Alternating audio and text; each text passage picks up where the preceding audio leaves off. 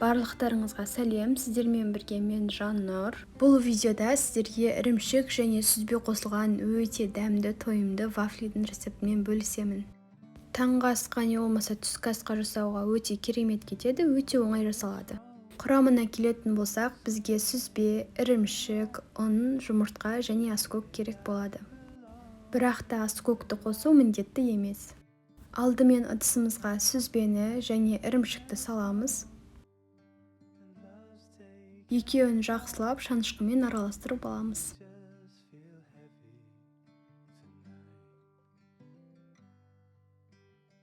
Бір жұмыртқаны саламыз. Араластырып аламыз. Ұнның жартысын салдым, содан кейін жақсылап араластырып алып, содан кейін қайтадан жартысын салдым.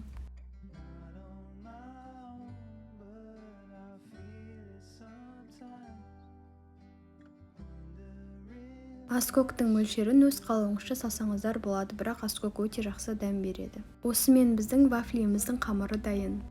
Қамырды өзіңізге керекті мөлшерде домалатып аласыздар. Мынау менде кішкентай болып қалған екен, сол үшін видеодан кейін екеуін біреу қылып қосып жасадым. Бұл уақытта вафельницаны қыздырып қоясыздар. Вафельницамыз қызып дайын тұр, енді пісіретін боламыз. Сұйық маймен вафельницаны аздап осылай жағып шығамыз. Салып, шамамен 4-5 минут аралығында піседі.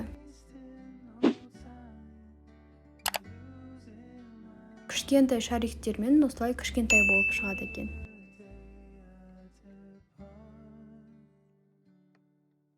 Егер екеуін қосып істесек, онда осындай ірі вафлилер шығады.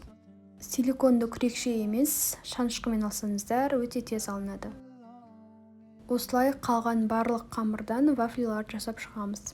Сонымен біздің вафлиларымыз дайын, өте керемет, өте дәмді болып шығады. Міндетті түрде жасап көріңіздер.